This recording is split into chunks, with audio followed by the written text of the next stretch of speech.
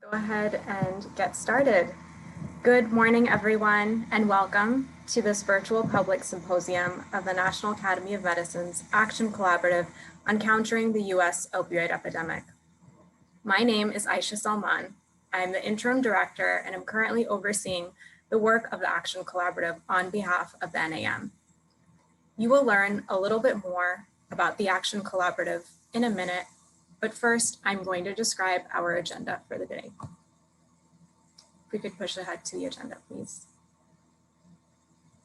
Typically, today's symposium would be held in person at the auditorium of the National Academy of Sciences building in Washington, D.C. Of course, given the circumstances of the COVID-19 pandemic, we are continuing to hold our events virtually. Today's event actually marks the second virtual symposium for the Action Collaborative, and we are delighted that we are able to bring you this program virtually. During today's symposium, Action Collaborative members will present their latest findings, as well as resources and tools that they have developed since the inception of the Action Collaborative that will address among the most critical drivers of the opioid epidemic. Reactor panels will provide feedback on the Action Collaborative's work products to date and their plans for the future. Our program will kick off in just a minute with opening remarks from the Action Collaborative's co-chairs, including Dr. Victor Dzau, who is president of the National Academy of Medicine, Ruth Katz, who is vice president and executive director of the Health, Medicine, and Society program at the Aspen Institute, and Dr. Jonathan Perlin, who is president of clinical services and chief medical officer at HCA Healthcare. Unfortunately, today, we will miss hearing from our fourth co-chair, Admiral Brett Dzau, Assistant Secretary for Health at HHS, as he is on the forefront of the government's response to the COVID-19 pandemic. Following the co-chair's remarks, we will move into our keynote session, which will feature a presentation and discussion on the intersection of race, addiction, and health equity. Following our keynote session, the remainder of the day will be structured around 4 45-minute sessions centered around the priority areas of the Action Collaborative, which include health professional education and training, and efforts to enhance and support the health professional education continuum. The second session will be on pain management guidelines and evidence standards, and efforts to highlight and advance opportunities to strengthen critical aspects of pain management. The third session will be focused on prevention, treatment, and recovery services, and key efforts to curate and disseminate gaps in best practices as they pertain to integrated approaches to care. And finally, our last session will be focused on research data and metrics needs that must be addressed moving forward. The entire symposium is being recorded today, and a full recording of the event, along with speaker presentations, will be posted to the Action Collaborative website in the coming days. We hope that you will join the conversation on social media and tweet over the symposium today by using #OpioidCollaborative. Before I wrap up, I want to acknowledge and thank the sponsors of the Action Collaborative, all of whom make our work possible. We are looking forward to today's symposium. Thank you for being with us today. We hope that it will be informative and engaging. And now I'm pleased to introduce Dr. Victor Dzau, President of the National Academy of Medicine, who will lead the opening remarks from our co-chairs and share some background on the opioid crisis and the work of the collaborative. Dr. Dzau, over to you. Thank you very much, Aisha. First, I want to thank you, Aisha, for your leadership, and of course, Jared and the team for putting this together. I know you put a lot of time into this, and it shows how well it's organized, and I'm sure this meeting will go very well. I want to welcome everyone on behalf of my co-chairs. You can see here on the slide, Ruth Katz and Jonathan Perlin, and of course, Admiral Brett Dzau as well. May I have the next slide, please? So I am to frame up this issue and tell you about the collaborative, and of course, what we're trying to accomplish at this particular summit or meeting. You all know about the opioid crisis, and it's still there, and it's getting worse despite COVID. I should remind you that over 130 Americans die every day from overdose.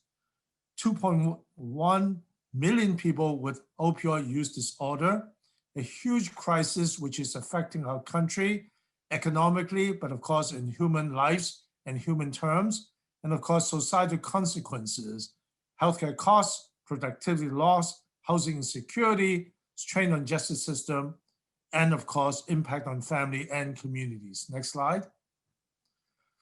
So there's no shortage of people working on this, and you'll hear from many of the members of this collaborative, and of course the US federal government, many efforts led by Brett Dzau in the health side, and of course federal, state, local, many activities. I think what we found when we started this collaborative 2 years ago was there's not a single place where all these issues are being brought together. And as you can see in this slide, there are many in the outer circle, shall we say, outcomes that we all want to accomplish. In the middle, many activities. What we found is that there's a need for a place to have a cohesive systems approach by bringing together the many good work, not only to inform each other, to learn from each other, but to coordinate and collectively move forward as a system. So that's the purpose of this collaborative. Next slide. So in that context, we all know that this is a substantial problem, but COVID has made it much worse. Individuals with opioid use disorder or other substance use disorder are at high risk. They're a high-risk population with susceptibility to COVID-19. And of course, as you know, COVID-19 had many implications for these patients in terms of the continuum of care, access to emergency care, life-saving medications, medication-based therapy, counseling, social peer support, and others, because in order to have all these, our patients need physical access, social connectivity, and so many others which are being disrupted by COVID. And the chronic pain population is another of those comorbidities considered high risk in terms of susceptibility, death, and impact on care during COVID times. So you can imagine why there's a need for action to preserve the well-being of those individuals, because they are frequently forgotten. We think about COVID in broad terms, but this group is particularly vulnerable. And communities of color. You know, even before COVID, in the year of 2017, the mortality among Black, non-Hispanic, in terms of overdose from substance use disorder rose by 25%, as compared to, say, the white non-Hispanic population, which rose by 11%. And that's bad enough, of course, because of the crisis. But cities like Chicago, the Black population make up about 1/3 of the population, but half of the opioid-related deaths. And you all know that there's biases from the physicians and provider community. There's media portrayal, and there's, of course, government regulation, which makes it so difficult and more difficult during COVID times. Next slide. So we have formed this collaborative 2 years ago, and I'm pleased to say we'll continue this really good work and continue our journey to bring together the stakeholders. And we now have 60 participants representing federal agency.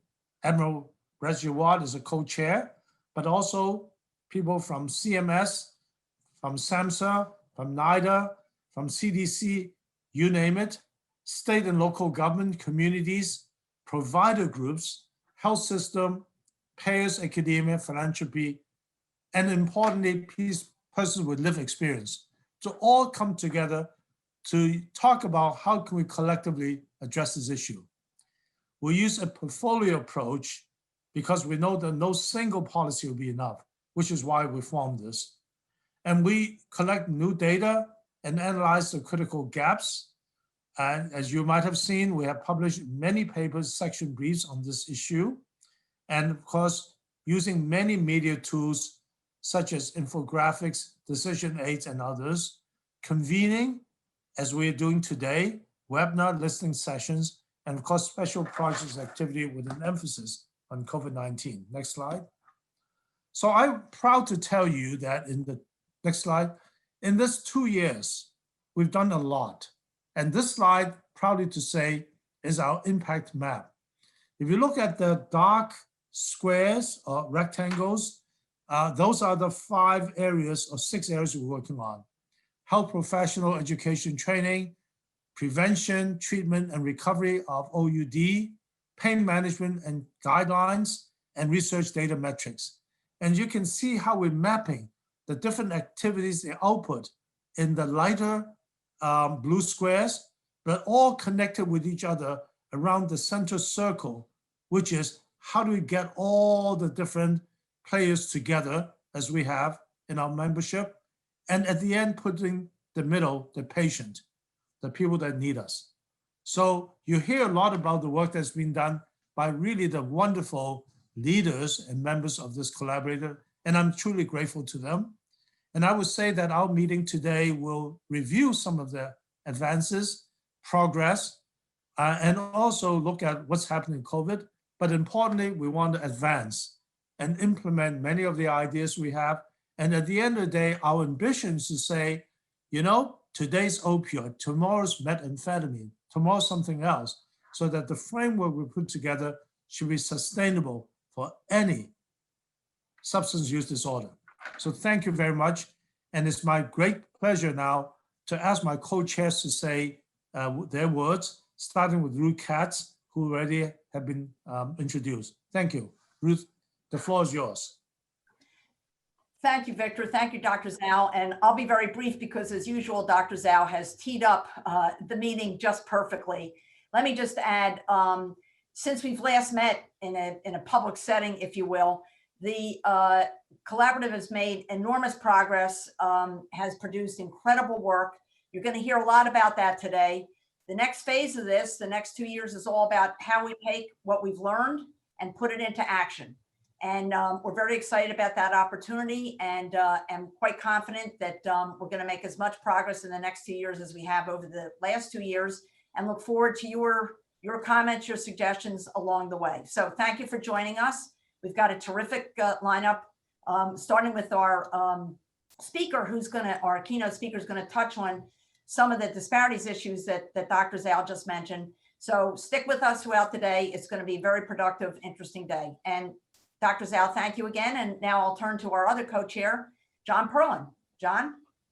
Well, thanks so much, Ruth. And let me thank both Dr. Dzau and the National Academy of Medicine, Aisha, Jarrett, and team for terrific work. And you, Dr. Katz, the Aspen Institute, for your support.